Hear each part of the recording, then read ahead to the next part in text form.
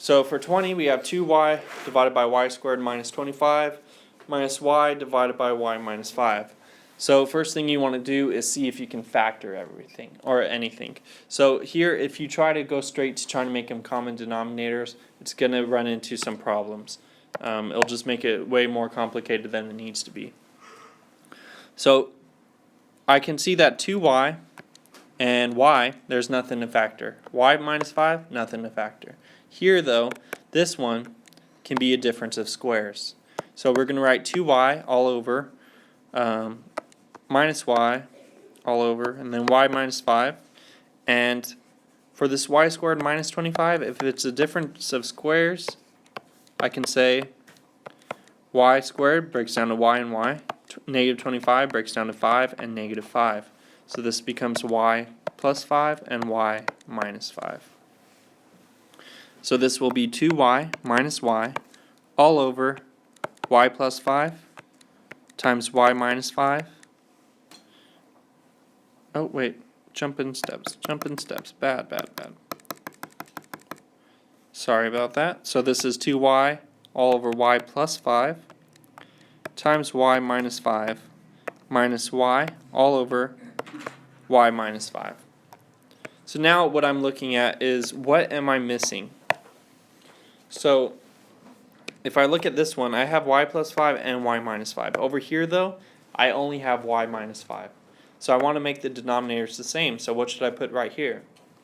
I need to multiply by a y plus 5 in order for them to have the same denominator. Multiply by y plus 5 here.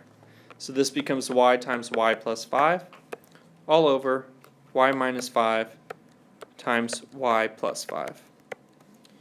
And over here we have minus, that's 2y over y plus 5 times y minus 5.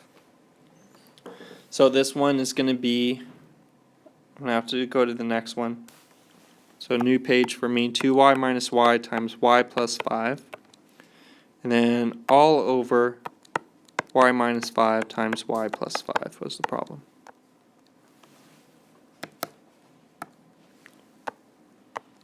Okay. So now what I need to do is do distributive property right here. So we have 2y minus y squared. And remember, we're distributing a negative y. So this should be a negative 5y. Negative y times 5, negative 5y. All over y minus 5 times y plus 5. 2y, like term with that, is going to be negative 5y. Negative 5, 2 minus negative 5, or 2 minus 5 is going to be negative 3y minus y squared all over y minus 5 and y plus 5. On the top we can factor out a y. So let's factor out a negative y. So this becomes negative y times what gives me negative 3y? 3. Negative y times what gives me negative y squared? And that would be plus y. All over y minus 5 times y plus 5. And there's nothing else to simplify or factor, so this is our answer.